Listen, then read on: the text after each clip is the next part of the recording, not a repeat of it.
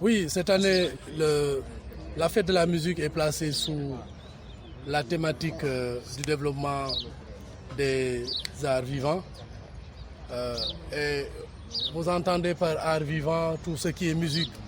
théâtre, mode, danse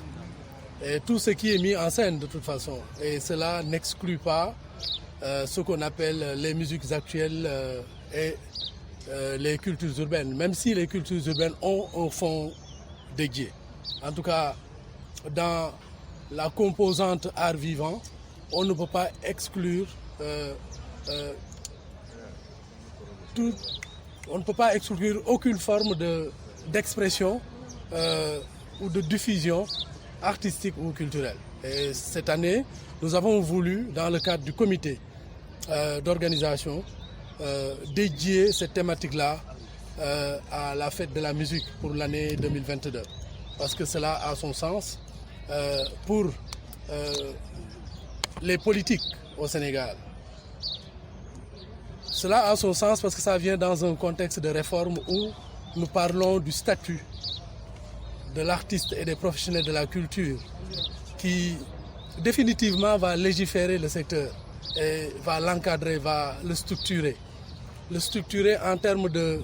politique de redéploiement de la stratégie et des moyens, en tout cas qui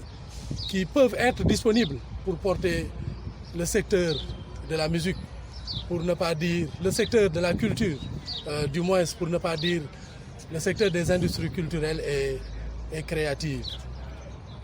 C'est cela que nous avons compris dans nos réflexions durant tout le long de la préparation de la fête de la musique, pour qu'ensemble dire, écoutez, nous partageons et nous avons un seul dénominateur commun, c'est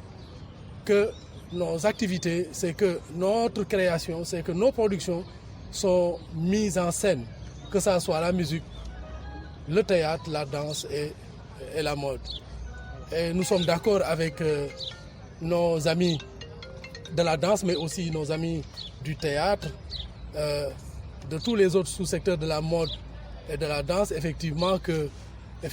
il y a matière à la réflexion pour voir comment est-ce que nous pouvons aller ensemble et porter ce plaidoyer-là, parce qu'il est temps quand même que ce sous-secteur-là,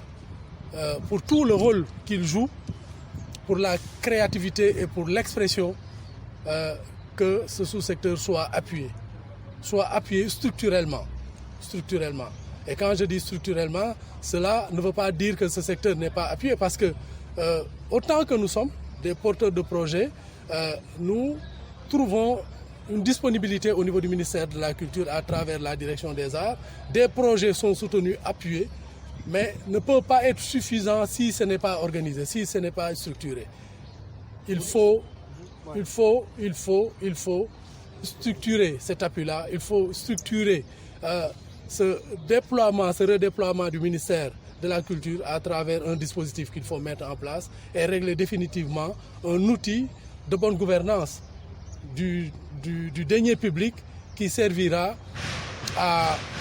organiser l'action culturelle, comme on dit, mais aussi aller résolument dans ce qu'on appelle l'économie culturelle, qui passe par ce qu'on appelle l'appui et le développement des entreprises artistiques et culturelles.